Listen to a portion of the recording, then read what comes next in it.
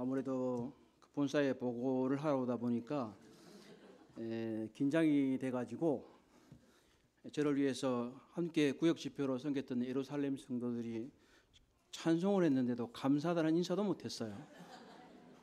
참 죄송합니다. 감사합니다. 사랑 잊지 않고 있습니다. 근데 서대문 교회는 변하지 않는 게 몇 가지가 있는 것 같은데 오늘 한 가지 또 변하지 않은 것을 제가 눈치를 챘습니다. 어째서 서대문 교회는 찬송을 조금만 잘 부르면 그렇게 큰 박수를 치는지 잘 알 수가 없어요. 말씀을 이렇게 열심히 준비해 와서 말씀을 전하는데도 박수도 안 치고 이게 뭐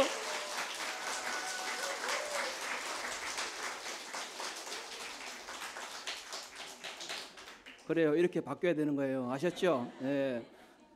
찬송 그렇게 열심히 연습 안 했잖아. 그러니까 조금만 박수 쳐도 된단 말이야. 앞으로 이렇게 저 때문이 아니라 형제님들이 말씀을 전하러 오시면 크게 박수로 환영하고 격려하셔야 돼요. 아셨죠? 네, 앞으로 그렇게 하시기를 주님의 이름으로 바라고 기도합니다. 네. 사실 저는 뭐 별로 그렇게 변한 게 없어요. 얼굴도 별로 변하지 않고 뭐 어떤 분들은 피부가 더 좋아졌다. 또 제가 심지어 머리도 조금씩 더 나고 있어요. 아마 주님이 축복해 주셔서 기쁘고 감사하게 섬길 수 있어서 그렇습니다. 그리고 아까 소개를 하려면 다 해야 되는데 왜 다 인천 부평교회 안 했어요? 우리 교회 박승원 자매님 오셨어요. 잠깐 일어서세요.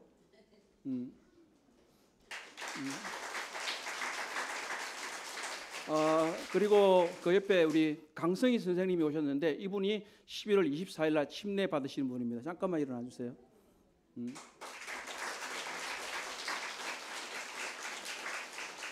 그렇지. 이렇게 박수를 쳐야 되는 거예요.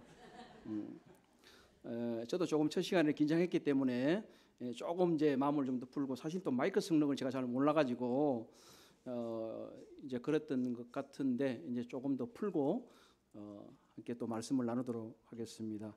긴장을 하든 긴장을 하지 않든 하나님의 말씀은 하나님의 말씀이고 또 하나님의 말씀은 계속해서 전해져야 된다 하는 것입니다. 두 번째 시간에는 빌립보서 1장 27절에서 2장 5절에 있는 말씀으로 복음에 합당하게 섬기는 기쁨이라는 제목으로 말씀을 나누도록 하겠습니다. 복음에 합당하게 섬기는 기쁨.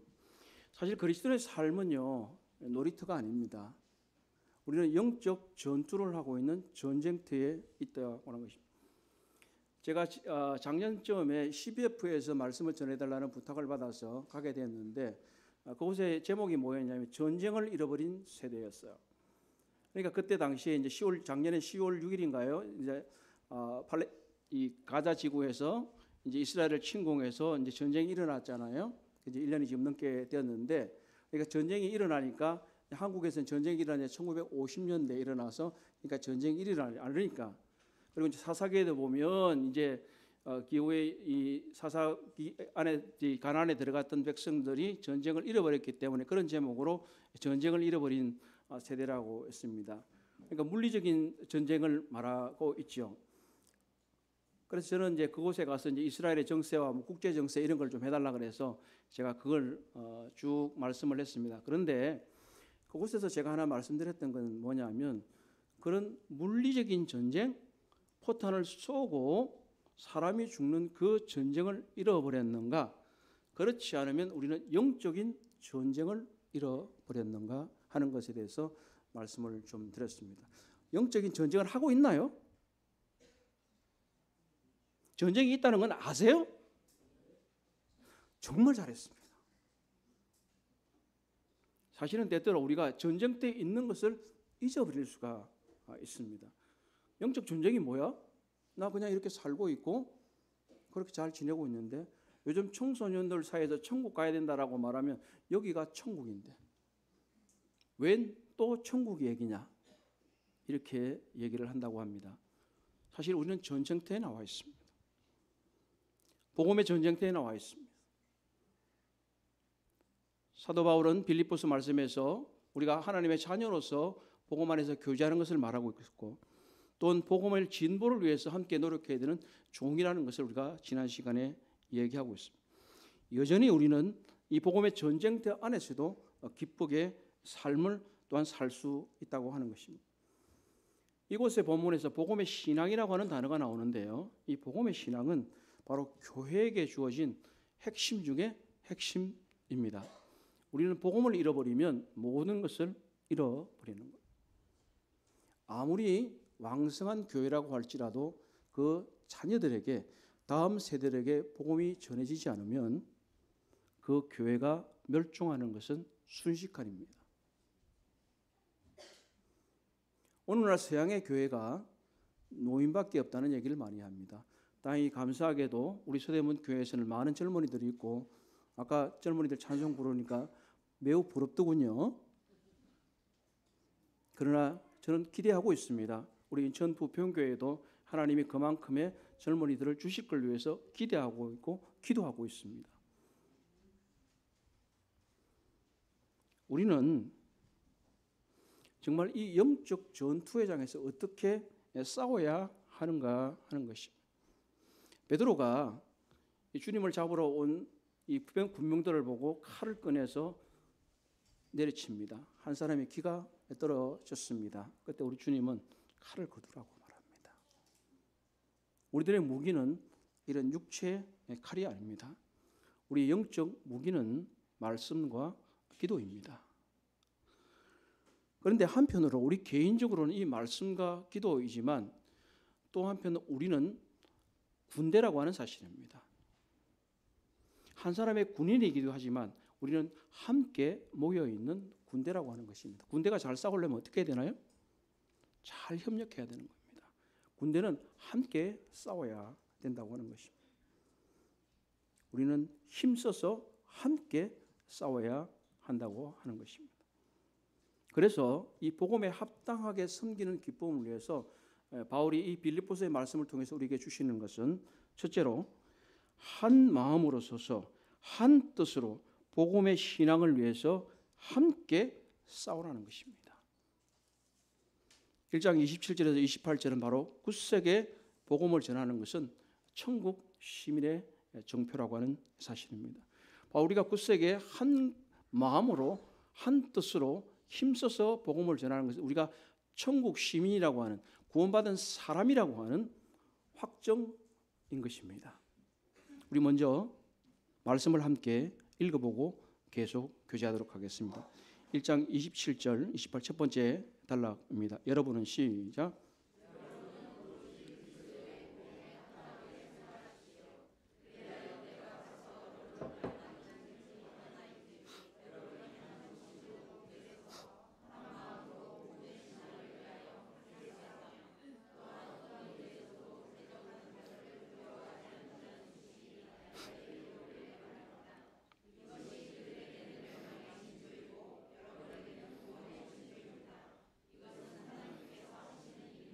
네, 감사합니다.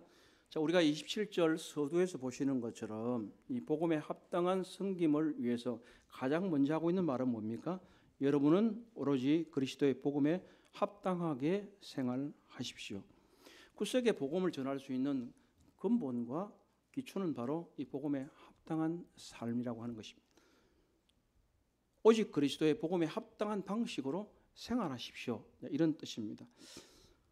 사실 영적인 대적, 사탄을 대적하는 것은 어떠한 감동적인 설교나 또는 좋은 책이 아니라 신자들의 일관된 삶입니다. 이 바울이 사용한 이 합당하다라고 하는 단어는요, 사실 매우 정치적인 단어입니다. 옛날에 그리스 지방은 한 도시를 폴리스라고 그랬거든요. 그래서 이 단어와 연관시켜서 여기서 합당하다라고 하는 단어는 그 폴리스에 합당한 그 도시민다운 삶을 말하는데 쓰여지고 있는 그런 단어입니다. 폴리스 시민권 있는 사람, 그리고 로마도 시민권 있는 사람, 그 시민권이 있는 사람은 그 시민으로서 올바르게 거기에 마땅한 규칙과 기준에 따라서 생활해야 된다고 하는 것입니다. 우리는 어디의 시민입니까? 천국 시민입니다. 천국 시민은요, 천국 시민에게 요구되는 합당한 삶을 살도록 하여야 되는 것입니다. 이 땅에 있는 동안에는 우리가 이 땅의 식민지에 살고 있는 거나 마찬가지입니다. 우리는 세상의 법을 준수하면서 살아가야 되지만 우리는 우리의 시민권 자체가 천국에 있기 때문에, 그래서 빌립보서 3장 20절에서는 우리의 시민권은 어디에 있다고요? 하늘에 있다, 이렇게 말씀합니다. 그렇다면 바로 이 합당한 생활이라고 하는 말은 천국의 시민처럼 사세요, 그런 얘기입니다. 빌립보는요, 도시적으로 굉장히 특성이 있어요. 들으셨겠습니다만은 이것은 로마의 도시 중에, 이 식민지 중에서도 특권이 있는 도시였습니다. 사도행전에 보게 되면 이 마게도냐의 첫 성이라고 표현을 합니다. 이곳에는 태역 군인들이 많이 살았기 때문에 로마의 속주로서도 그에게 특별한 지위가 주어졌습니다. 그래서 그곳에는 로마의 시민권을 가진 사람들이 많았어요. 그렇기 때문에 이 바울이 이 빌립보서를 말할 때 합당하게 생활해라, 우리의 시민권은 하늘에 있다, 이런 얘기는 로마의 시민권을 가진 사람들과 대비를 해서 여러분은 천국 시민입니다. 천국 시민처럼 사세요. 그래야 우리는 복음을 굳세게 전할 수 있다고 하는 것입니다. 나는 정말 복음에 합당한 방식으로 복음의 시민으로서, 천국 시민으로서 합당하게 생활하고 있는지를 우리는 자주 자신에게 물어봐야 됩니다. 어떻습니까? 나는 복음의 사람으로서, 천국의 시민으로서 합당하게 생활하고 있습니까? 이것을 스스로 자문자답해야 하는 것입니다. 에베소서 4장에서는 우리는 그리스도 안에서 부르심에 합당하게 생활해야 된다고 말합니다. 우리를 부르셨습니다. 하늘의 부르심대로 우리는 살아야 될 책임이 주어졌습니다. 그리고 우리는 골로새서 1장 10절에서 말하는 대로 주님이 기뻐하시는 모든 일에 합당하게 생활해야 됩니다. 주님이 기뻐하시는 대로 합당하게 사는가? 그렇지 않으면 세상이 기뻐하는 대로 살아가고 있는가? 우리들의 삶의 큰 차이를 만들어내는 것입니다. 우리는 복음의 사람답게 살고 있습니까? 천국 시민답게 합당하게 생활하고 있습니까? 우리는 이미 우리의 이름이 하늘에 기록되어 있는 천국 시민권자입니다. 우리 주변의 세상은요, 우리가 살아가는 것을 보고 복음을 알게 됩니다. 오늘날 특별히 이 시대에 있어서는 더욱더 그러한 것입니다. 어떤 사람이 말하기를 성경 속에 있는 예수는 신뢰하지만 네가 믿는 예수는 신뢰할 수 없다 라고 하는 말이 있습니다. 우리의 삶이 바로 복음입니다. 어떤 무명의 작가가 이런 글을 썼습니다. 여러분은 복음을 쓰고 있습니다. 매일 한 장씩을 쓰고 있습니다. 여러분이 하는 행동으로, 그리고 여러분이 하는 말로 쓰고 있습니다. 사람들은 여러분이 쓴 글을 읽습니다. 신실함이든 진실함이든 상관없습니다. 복음이란 무엇입니까? 당신이 쓰고 있는 복음은 무엇인가요? 우리는 마태도 아니고 마가도 아니고 누가도 아니고 요한도 아닙니다. 그러나 우리는 이 세상에 살아가는 순간순간 복음을 쓰고 있습니다. 하루에 한 장씩, 한 장씩. 그 내용은 무엇입니까? 다른 사람이 읽고 예수 그리스도를 알 수 있는 복음입니까? 그렇지 않습니까? 우리는 천국의 시민입니다. 복음의 사람입니다. 우리는 복음서를 쓰고 있습니다. 무엇으로요? 우리의 삶으로 복음을 쓰고 있는 것입니다. 어떤 예화가 있습니다. 어떤 교회 신자가 목사님에게 물었습니다. 우리 주변에는 거짓 복음을 믿는 사람들이 참 많이 있습니다. 제가 그들에게 줄 수 있는 자료가 좀 있을까요? 이렇게 물었습니다. 목사님이 대답하시기를 고린도후서 3장 2절을 읽어 주었습니다. 너희는 우리 마음에 기록되어 모든 사람이 알고 읽는 우리의 편지입니다. 자료가 아니라 당신이 편지입니다. 세계 최고의 문학 작품도 여러분의 삶을 대신할 수는 없습니다. 여러분의 행동에서 그리스도를 보게 하면 그리스도의 복음을 전할 수 있는 기회가 만들어질 것입니다. 마귀를 대적하는 가장 큰 무기는 경건한 삶입니다. 그리고 진리를 실천하고 믿는 대로 행동하는 지역교회는 물리칠 것입니다. 믿는 것과 행하는 것이 다르다고 하면 그 복음은 신뢰할 만한 가치가 없습니다. 우리는 지금도 복음을 쓰고 있습니다. 내 복음은 신뢰할 만한가? 내 복음은 사람들이 읽고 듣고 그리고 주님께로 나아올 수 있는 복음인가? 아니면 읽어보고 버려야지 하는 복음인가 하는 것입니다. 우리는 실천해야 되는 것입니다. 우리의 삶의 복음을 전하는 것이야말로 우리가 천국 시민이라고 하는 정표입니다. 확정입니다. 27절 하반절에서는 이런 복음에 합당한 삶을 어떻게 표현하고 있냐면 복음의 신앙을 위해서 협력하라고 합니다. 세 번역에서는 함께 싸우다라고 번역하고 있습니다. 이것이 좀 더 원어적으로는 더 가까운 번역인데 싱크로나이즈드 수영이라고 아시죠? 올림픽 종목이잖아요. 혹시 좀 보셨습니까? 그 사람들이 얼마나 일사불란하게 합니까? 한 사람 같잖아요.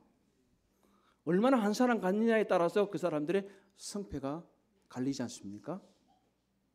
여기서 함께 싸우다는 단어의 어원이 거기에서 나온 겁니다. 수나톨레오라는 거 있는데 육상 선수는 애슬리트라고 그러거든요. 그래서 함께 달리다는 그런 의미가 여기서 나왔습니다. 우리가 그냥 함께 싸우다 같이 싸우면 되겠지? 아니에요. 함께 싸운다는 것 일체가 되어서 서로 협력해서 함께 한치의 오차도 없이 같이 나가는 것을 말하는 것입니다. 우리는 바로 연합해서 그런 한 사람과 같이 움직일 수 있어야 하는 것입니다. 우리는 그리스도인의 팀워크를 만들어야 하는 것입니다. 우리는 그렇게 할 때 큰 기쁨이 있습니다. 각자가 놀면 이길 수도 없을 뿐만 아니라 우리에게는 아무런 기쁨이 없습니다. 어떤 한 사람이 대단히 큰 은사를 발휘해서 잘 할 수는 있습니다만 결국은 문지기도 있어야 되는 것이고 어떤 사람은 공격수도 있어야 되고 어떤 사람은 옆에서 도와주는 사람도 있어야 돼요. 한 번도 골을 넣지 않고 어떻게 해요? 계속 패스만 해줘야 되는 사람이 있어야 하는 것입니다. 패스만 해주는 사람이 하는 날은 나도 좀 골 좀 넣고 싶다. 되겠습니까? 안 되겠습니까? 그분은 패스를 해줘야 되는 사람입니다. 우리에게는 하나님께서 각각의 은사를 주셨습니다. 우리는 모두가 협력해야 합니다. 함께 싸워야 합니다. 우리는 천국의 시민이므로 복음에 합당한 삶은 일관된 그리스도인에서 성품을 드러내야 합니다. 우리는 같은 팀의 일원입니다. 우리 모두 여기 앉아 계신 모든 성도님은 서대문 교회의 성도일 뿐만 아니라 그리스도의 교회, 하나님의 교회의 일원입니다. 그 지역이 인천 부평에 있든지 서대문에 있든지 어느 곳에 있든지 간에 우리는 다 그리스도인이고 그리스도가 주장이신 한 팀의 일원이라고 하는 사실입니다. 우리는 함께 싸워야 하는 것입니다. 그래서 적과 맞서 싸울 때는 놀라지 않아야 됩니다. 28절에서는 두려워하지 말라고 얘기를 하고 있는데 이 말은요. 엄포에도 놀라지 말라는 그런 뜻을 갖고 있습니다. 전쟁에 가면요. 말이 이렇게 옛날에는 이제 말이 기병이 있었지 않습니까? 기병이 이렇게 쭉 따면 막 쳐들어오면 어떻게 말들이 잘 놀랍니다. 사실 생각보다도. 그래서 하면 끔찍 놀래요. 그래서 딱 피하거든요. 우리도 그렇잖아요. 여기 가만히 여러분 놀라겠죠. 여기서도 놀래네. 이 두려워하지 말라는 말은 놀라지 말라는 뜻인데 그렇게 피하지 말라고 하는 것입니다. 사실 전쟁을 좋아하는 사람은 아무도 없겠죠. 그러나 물리적인 전쟁은 그럴 수밖에 없습니다만 우리는 영적인 전쟁을 회피해서는 안 되는 것입니다. 우리가 영적인 전쟁을 회피한다면 결국은 우리는 지고 있는 겁니다. 사탄은 굉장히 강적입니다. 혼자 싸워서는 도저히 이길 수가 없는 대적입니다. 그럼 우리는 함께 싸워야 하는 것입니다. 이렇게 함께 싸우고 있다고 하는 것은 바로 우리가 구원받은 증거라고 하는 것입니다. 28절 하반절에서 이것이 그들에게는 멸망의 징조이고 여러분에게는 구원의 징조입니다. 이것은 하나님께서 하시는 일입니다. 우리에게 영적 전투가 있다는 것, 고난이 있다는 건요, 구원받은 자녀라는 증거예요. 만약에 그게 아무것도 없다면 자기의 믿음을 좀 의심해 보세요. 너무 심각하게 받지는 마시고,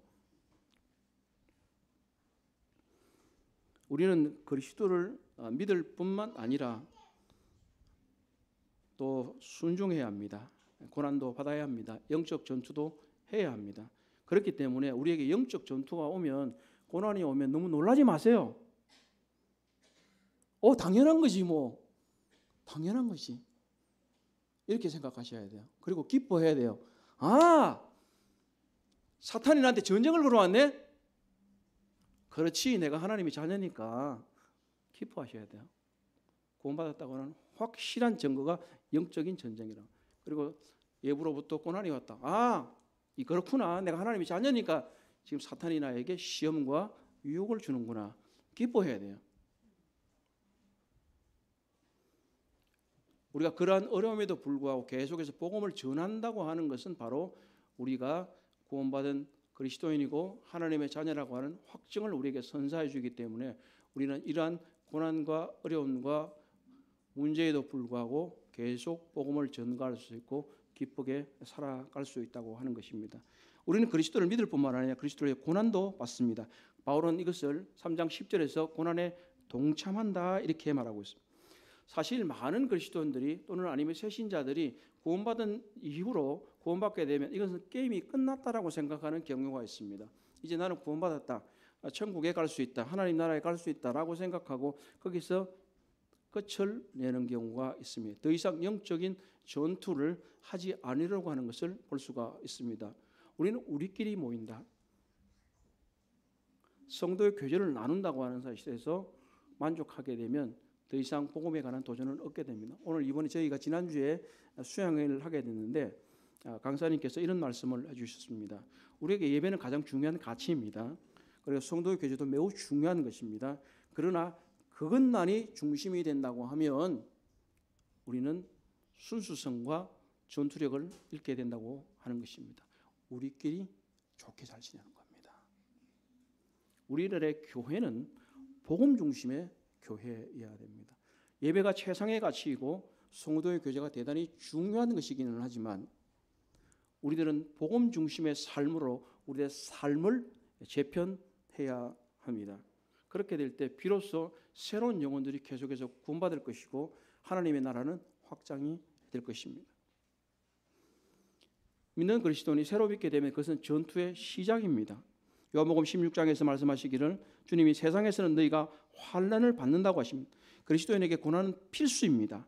그렇다면 이 고난을 필수적으로 오는 것인데 어떻게 올바른 태도를 가지고 있어야 하는 것입니다. 고난을 우리가 그냥 힘들게 하는 것이라고 생각하면 될 것이 아니라 지금 이제 1장 29절에서 30절은 고난은 그리스도를 섬기는 사람의 특권이다 이렇게 말을 하고 있습니다. 우리 함께 29절에 30절을 또 읽어볼까요? 하나님께서는 시작.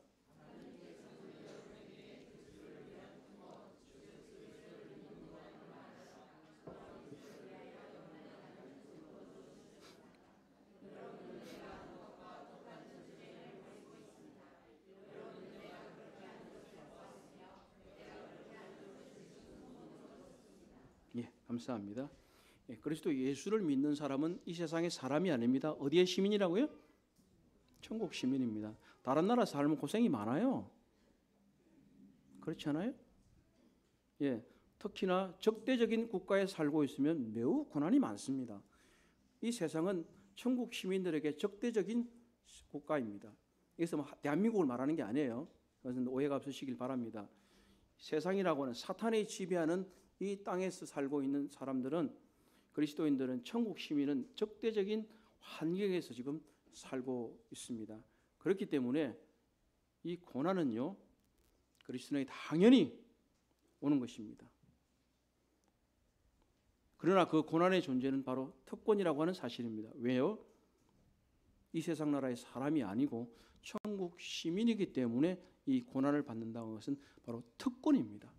개역개정 성경에서는 그냥 말하기를 여러분 그리스도를 위한 믿는 것뿐만 아니라 또한 그리스도를 위해서 고난을 받게도 하셨다라는 말만 했는데 이 세 번역에서 특권이라는 의미를 삽입을 해서 우리에게 좀 더 명확하게 의미를 전달해주고 있는 것으로 보여집니다.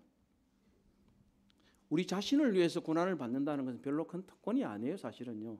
그냥 우리 삶에서 생기는 고난일 뿐인 거예요.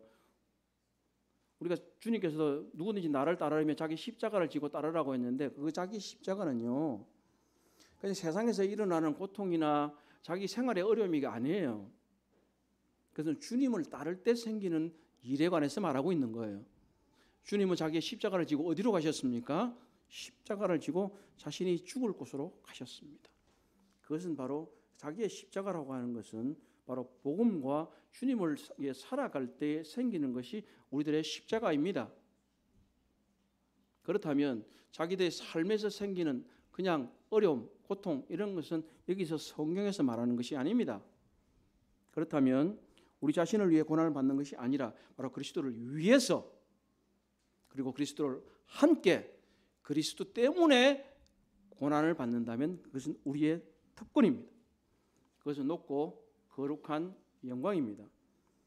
그분은 우리를 위해서 고난을 받으셨고 우리가 또 그분을 위해서 기꺼이 고난을 받는다는 것은 우리가 사랑과 감사를 표현할 수 있는 최소한의 방법일 뿐입니다. 30절의 말씀은 그러나 우리에게 큰 위로를 주고 있습니다. 무엇입니까? 나 자신만 고난을 받고 있는 것은 아니라고 하는 사실입니다. 제가 30절을 다시 한번 읽어보겠습니다. 여러분은 내가 하는 것과 똑같은 투정을 벌이고 있습니다. 여러분은 내가 그렇게 하는 것을 보았으며 내가 그렇게 하는 것을 지금 소문으로 듣습니다. 바울은 지금 로마 감옥에 있습니다. 지금 빌립보 성도들도 여전히 고난을 받고 있습니다. 그러나 사도 바울이 빌립보에 있을 때 고난받은 것들을 빌립보 성도들이 보고 들었습니다. 그리고 이제 로마에서도 고난을 받고 있는 것을 보고 듣습니다. 그렇기 때문에 바울이 그들에게 말하는 바는 여러분만 그러는 게 아닙니다. 저도 여기서 고난을 받고 있습니다. 우리 모두 다 함께 투쟁을 벌이고 있는 것입니다. 그렇습니다. 우리 여기 앉아 계신 한 분 한 분 성도님들 자신들만 고통을 받고 있다고 생각하지 마세요. 다른 성도들도 여전히 주와 복음을 위해서 고통받고 있다고 하는 사실. 좀 어떻게 보면 어린아이 같은 말이 될 수도 있는데 오랫동안 저도 교회를 돌보고 장로 일을 했던 사람이지만 전임으로 전적으로 주님을 섬기게 되면서 참 많은 것을 경험합니다. 그러면서 때때로 힘겨운 일도 있고 고통스러운 마음도 들기도 합니다. 그런데 제가 발견한 사실 하나는요, 많은 선배 사역자들이 다 그렇게 살았다는 거예요. 그리고 제 주변에 있는 동료 사역자들도 그렇게 살고 있다는 거예요. 그러니까 저 혼자서 그냥 뭐 몇 년도 하지도 않은 사람이 아이고 내가 고통스럽다고 힘들다고 부끄럽습니다. 부끄럽습니다. 우리 사랑하는 송찬호 형제님을 비롯해서 많은 믿음의 선배님들이 많은 고난의 역경을 통과해서 오늘 여기까지 오셨고 또 제 주변에 있는 많은 동료 사역자들이 참 자신의 생활과 자신의 삶을 제쳐놓고 주와 복음을 헌신하면서 겪는 그런 고통들을 생각하면서 아이고 대체 나는 뭐 별것도 아닌데 그 뭐 이렇게나 그렇게 하나 하는 생각을 하면서 마음에 적잖이 위로가 되고 있습니다. 우리들 동료 신자들은 다 싸움에 동참하고 있다는 사실을 아는 것은 우리를 위해서 자신을 위해서 기도하는 것처럼 우리 모두 그들을 위해서 기도하여야 한다는 거 하는 사실입니다. 모쪼록 이 집회를 계기로 저와 우리 인천 부평교를 위해서도 계속 기도해 주시기를 부탁드리고 싶습니다. 사실 영적 갈등과 고난을 겪는다는 것은요, 우리가 그리스도 안에서 성장하기 위한 한 가지 방법입니다. 하나님께서 우리가 죄와 맞서서 굳건하게 싸워서 필요한 힘을 주신다고 하는 것입니다. 그래서 빌립보 성도들이 바울과 함께 고난을 겪는다는 그런 말을 보았는데, 이 고난이라는 단어가요, 사실 예수 그리스도께서 이 감람산에서 기도하실 때에 고통을 겪는 그 단어와 같은 단어를 사용하고 있습니다. 개역개정보다는 세번역으로 좀 더 이것을 잘 이해할 수가 있었었는데요. 마태복음, 누가복음 22장 44절을 제가 읽어드리겠습니다. 예수께서 고뇌에 차서 간절히 기도하시니 땀이 핏방울과 같이 되어서 땅에 떨어졌다. 예수께서 고뇌에 차서 간절히 기도하실 때 땀방울이 핏방울 같이 되어서 떨어졌다고 하는 것입니다. 이것이 고뇌입니다. 고통입니다. 고난입니다. 그런데 이것은 혼자서 다 감당하는 것이 아니라고 하는 사실입니다.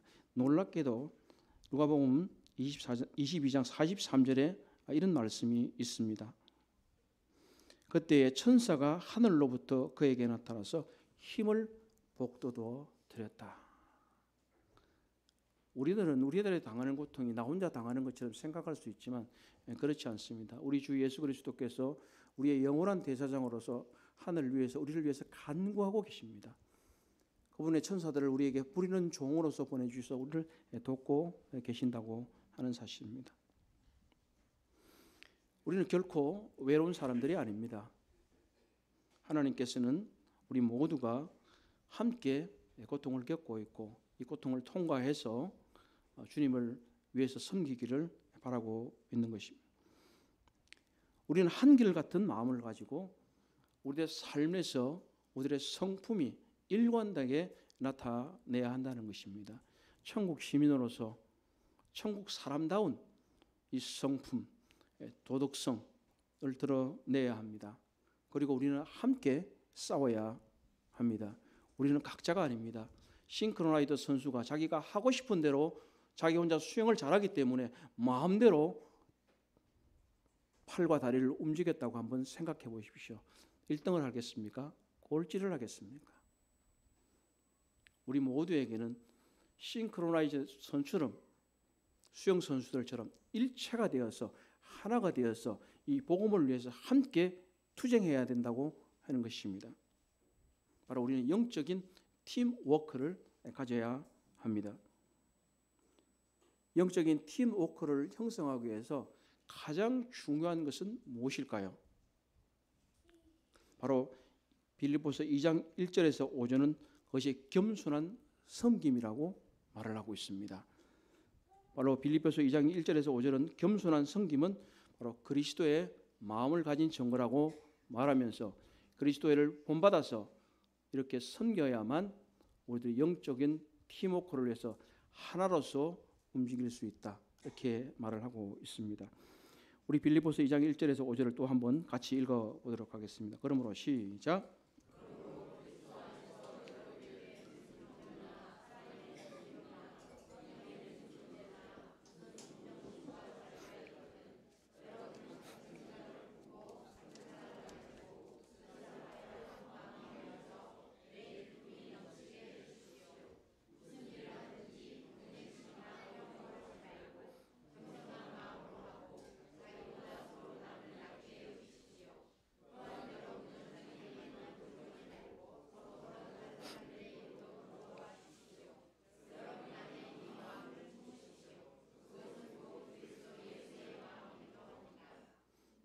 예, 감사합니다.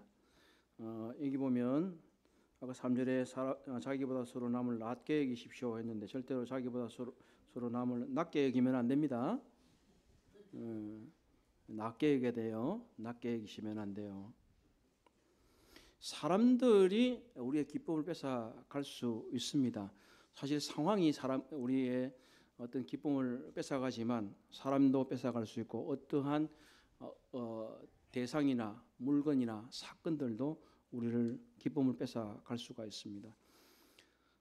이 빌립보서의 배경을 보게 되면 에바브로 디도가 이제 바울이 로마 감옥에 갇혀 있는 동안 빌립보 교회 파송을 받아서 바울에게 쓸 것을 갖다 주고 그를 위로하고 이렇게 하는 과정을 거쳤어요. 근데 이 에바브로 디도가 가져온 소식 중에서 좋은 것만 있는 건 아니었어요.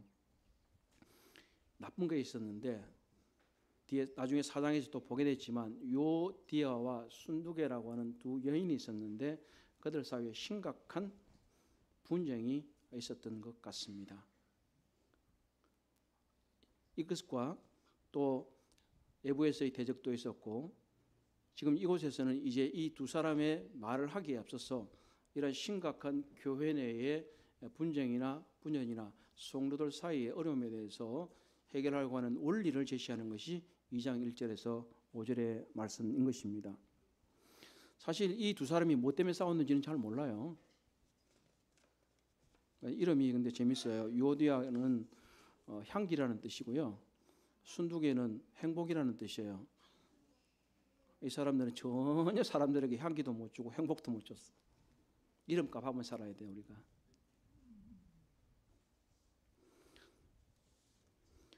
사실 이 성김의 어떤 근거를 원리를 좀 설명하고 우리가 이제 2장 6절부터 보게 되면 어떤 모범적인 것들을 얘기하거든요. 지금 이제 제가 본문을 이렇게 택한 이유 중에 하나가 그런 것입니다. 사실 2장 5절부터가 그리스도의 모범, 또 그 이후에는 바울 자신 그리고 디모데와 에바보로 디도의 모범을 통해서 이 겸손한 삶을 살아야 한다는 그런 것을 얘기를 하고 있습니다.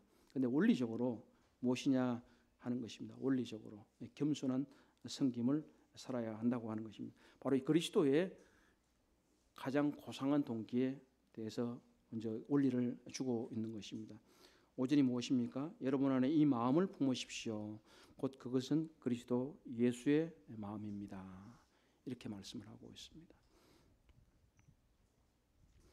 사실 이 불화가 오고 분쟁이 생기는 이유는 가장 큰 원인은 이기심입니다. 그 이기심의 뒤에는 뭐가 있습니까? 교만입니다. 이 사람이 이기심을 가지면 자기 것을 챙기게 되고 교만하게 되면 다른 사람을 자기보다도 낮게 여기기 시작합니다. 그렇게 되면 상대방은 어떠하겠습니까? 동일한 반응을 보이겠지요. 대체로. 그렇게 되면 불화가 생깁니다. 그렇게 되면 공동체 안에 기쁨을 상실하게 되는 겁니다. 개인도 기쁨을 상실하게 되겠죠.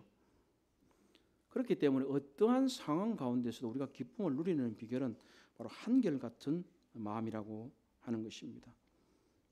여러분은 같은 생각을 품고 2절입니다. 같은 사랑을 가지고 뜻을 합하여 내 기쁨이 넘치게 해 주십시오. 3절 무슨 일을 하든지 경쟁심이나 허영으로 하지 말고 겸손한 마음으로 하고 자기보다 서로 남을 낮게 여기십시오.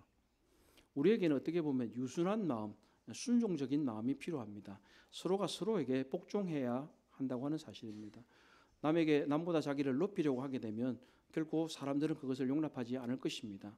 그러나 우리가 그 사람에게 순종하려고 하면, 우리들의 형제 자매에게 순종하려고 하면 그들 역시 순종하는 마음을 가지게 될 것입니다. 빌립보서 1장에 보게 되면 이 그리스도가 먼저라고 하는, 이 그리스도를 전파되는 것이 먼저인 것에 대해서 얘기를 하고 있습니다. 그런데 빌립보서 2장에서는 그리스도의 이 겸손을 예로 들면서, 그리고 바울과 그리고 디모데와 에바브로 디도와 이런 사람들의 예를 들면서 다른 사람, 나보다는 다른 사람을 우선시하라고 하는 것을 말합니다. 겸손하다는 것은 바로 그 사람의 밑에 들어가다고 하는 뜻을 갖고 있습니다. 영어의 말에도 겸손이라는 뜻은 사실은 자기를 수치스럽게 하다는 뜻도 가지고 있습니다. 영어의 기쁨이라는 단어는 joy라고 하는 겁니다.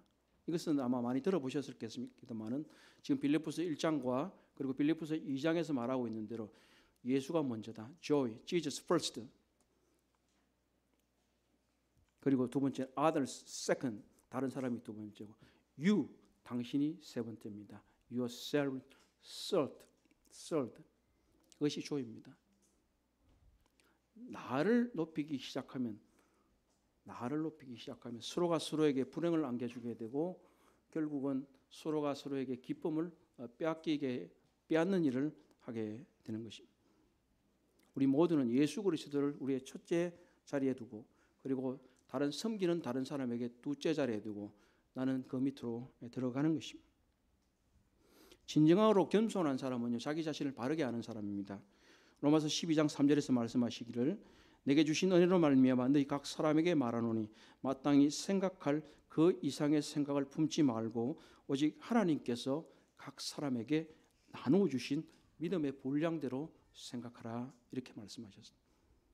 하나님께서 우리에게 각각에 나누어 주신 것들이 있습니다. 우리는 그것에 만족하면서 살아야 합니다.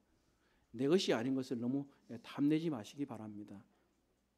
하나님께서 내게 주신 은혜로 말미암아 너희 각 사람에게 말하노니 마땅히 생각할 그 이상의 생각을 품지 말고 오직 하나님께서 각 사람에게 나누어 주신 믿음의 분량대로 지혜롭게 생각하라고 하는 것입니다. 겸손한 사람은 하나님의 영광과 타인의 유익을 위해서 자신의 존재와 가진 것을 위해서 자신을 그리스도에게 굴복시켜서 종의 역할을 하게 됩니다. 빌립보서 2장은 조금 전에 말씀드렸듯이 다른 사람이 핵심입니다. 신자의 눈은 자기 자신에게 그만두고 다른 사람을 향해야 하는 것입니다. 오늘날 이 시대는 이기적인 시대입니다. 자기가 가장 중요한 시대입니다. 우리가 자기 몸을 얼마나 아끼는지 한번 생각해 보십시오. 가장 좋은 건 뭐? 나한테 좋은 게 가장 좋은 거예요. 가장 나쁜 건요? 나한테 나쁜 게 가장 나쁜 거예요. 이런 시대에 우리가 살고 있습니다. 오래간만에 홍대 오니까 정신을 차릴 수가 없어. 얼마나 높은 건물이 많이 섰는지, 사람들이 얼마나 이 아가씨들이 자기를 많이 꾸미고 다니는지, 자기가 좋아하는 걸 먹고 싶어 다니는지. 아가씨만 꾸민다는 얘기는 아니니까 자매님들 상처받지 마시고, 절대 저는 성차별주의자가 아닙니다. 온통 이 시기에 자기의 이기적 욕심을 채우기 위해서 최선을 다해서 살아가고 있습니다. 내가 싫은 건 다 싫은 거예요. 내게 좋은 건 다 좋은 거예요. 그런데 그들에게 있는 것은 쾌락적인 기쁨일 뿐입니다. 우리는 예수 그리스도를 첫째 자리에 놓고 다른 사람들을 두 번째 자리에 놓고 나를 세 번째 자리에 놓는다면 우리에게는 세상이 주는 쾌락적인 기쁨이 아니라 바로 그리스도 예수로부터 오는 진정한 기쁨, 하늘로부터는 기쁨이 있는 것입니다. 바울은 고린도후서 4장 5절에서 이렇게 말씀하고 있습니다. 우리는 우리를 전파하는 것이 아니라 오직 그리스도 예수의 주되신 것과 예수를 위하여 우리가 너희의 종된 것을 전파함이라, 이렇게 말합니다. 우리는 다른 사람의 종이 되는 것은 내가 그 사람들의 밑에 있기 때문이 아니라 누구 때문에요? 그리스도 예수의 주되신 것 때문에 그들의 종이 된다고 하는 것입니다. 우리가 다른 사람이 주되는 것은 바로 주와 복음을 위해서입니다. 우리가 복음을 전하기 위해서 다른 사람의 종이 되어 보셨습니까? 복음을 전하기 위해서 그분들을 위해서 섬기는 삶을 살아보고 계십니까? 그러하리라고 믿습니다. 우리는 주와 복음을 위해서 다른 사람들의 종이 되어야만 합니다. 그럴 때 우리들에게는 말로 형언할 수 없는 진정한 기쁨이 우리들에게 일어나는 것을 볼 수 있습니다. 바울이 또 다르게 때서 빌립보서 2장 17절에서 말씀하시길 만일 믿음의 제물과 섬김 위에 내가 나를 전제로 드릴지라도 나는 기뻐하고 너희 무리와 함께 기뻐하리라. 내가 나를 불태우는 그 전제를 드릴지라도 나는 기뻐하고 또 기뻐하리라, 이렇게 말을 하고 있습니다. 정말 나를 제물로 드릴지라도 나는 기뻐할 수 있겠습니까? 빌립보서 2장 5절에서 그리스도의 마음은 그리스도께 보여주신 태도를 의미합니다. 제가 나눠드리는 것도 있지만 거기 보면 마음이라는 게 너무 그냥 추상적이잖아요. 사실 바로 우리가 다른 사람을 향해 보여주는 태도, 하나님 앞에 갖고 있는 우리의 태도, 다시 말하면 그리스도의 마음을 가지라는 말은 여러분의 태도는 그리스도께서 보여주신 태도와 같아야 합니다. 어떻게 말하고 있습니까? 2장 6절에서 8절은 아버지 하나님께 복종하는 예수 그리스도의 태도를 찬송의 형태로 싣고 있습니다. 제가 빌립보서 2장 6절에서 8절의 말씀을 개역개정으로 읽도록 하겠습니다. 그는 근본 하나님의 본체시나 하나님과 동등됨을 취할 것으로 여기지 아니하시고 오히려 자기를 비워 종의 형체를 가지사 사람들과 같이 되셨고 사람의 모양으로 나타나사 자기를 낮추시고 죽기까지 복종하셨으니 곧 십자가에 죽으십니다. 이 태도를 본받으라는 거예요. 본받다는 것은 바로 똑같이 되라, 모방자가 되라는 의미입니다. 우리 주님은 하나님과 동등한 분입니다. 그럼에도 불구하고 그분이 성부 하나님의 구원 계획에 따라서 자신을 낮추어서 사람의 몸을 이 땅에 오셔서 자기가 십자가에 죽기까지 순종하셔서 자신의 몸을 버리심으로 말미암아 오늘날 우리가 예수 그리스도를 믿고 하나님의 자녀가 될 수 있도록 그분께서 순종하셨다는 거죠.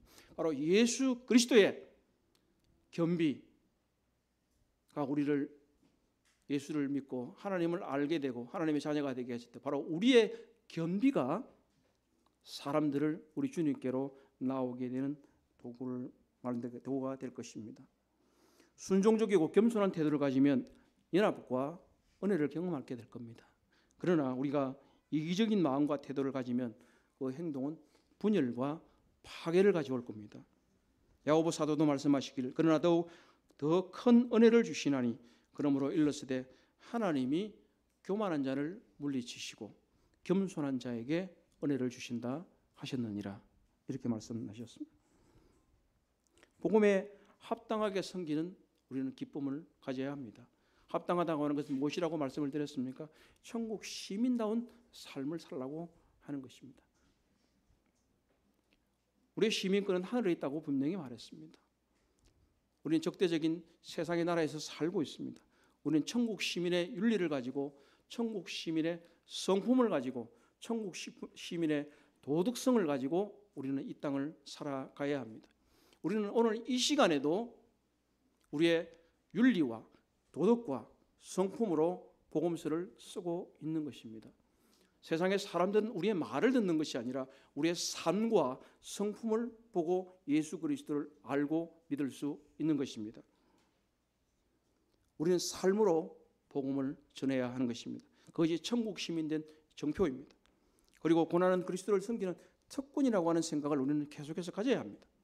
그럴 때 사람들은 우리가 어떻게 고난을 통과하는 것을 보고서야 그 사람이 그리스도인이라고 하는 것을 말하게 될 겁니다. 우리는 우리의 말이 아니라 우리의 삶과 우리의 고난을 통과하는 것으로 우리가 그리스도인인 것을 증명하는 겁니다. 그리고 우리는 겸손한 섬김을 통해서 우리가 그리스도의 마음을 가진 증거를 드러내어야 하는 것입니다. 우리의 교만은 우리의 패망이고 우리의 분열입니다. 우리의 겸손한 섬김만이 우리가 그리스도인이라고 하는 것, 그리스도의 태도를 가졌다고 하는 것을 증명해 줄 것입니다. 우리의 삶과 행동을 통해서 우리의 또한 말을 통해서 사람들이 복음을 듣고 있습니다. 이제 우리는 어떤 복음서를 쓰시겠습니까? 천국 시민으로서 합당한 천국 복음을 써가면 좋겠습니다. 기도하겠습니다. 자비하신 하나님 감사합니다. 하나님께서 아들 예수 그리스도를 이 땅에 보내 주셔서 저희들에게 복음을 듣게 하시고 구원에 이르게 하신 것 감사합니다. 이제 저희들이 복음을 받았으니 그 복음에 합당하게 섬길 수 있도록 도와주시옵소서. 이 복음을 굳세게 전하는 것, 우리의 삶으로 전하는 것이 우리에게 큰 기쁨이고 우리가 바로 천국 시민이라는 정표이며 또한 우리가 그리스도를 섬기는 사람의 특권으로 고난을 허락하신 것을 기쁨으로 여기면서 우리의 삶이 끝나는 그날까지 겸손하게 그리스도를 본받아서 그리스도께서 취하셨던 그 태도를 가지고 이 땅을 살아가기를 원합니다. 주께서 사랑하는 우리 모든 서대문교회 형제자매님들 축복하셔서 복음 안에서 천국 시민다운 합당한 삶을 살아갈 수 있도록 도와주시고 주님께서 성령의 능력과 지혜를 부어주시기를 간절히 기도합니다. 이 모든 은혜를 감사하며 우리 주 예수 그리스도의 이름으로 기도합나이다. 아멘.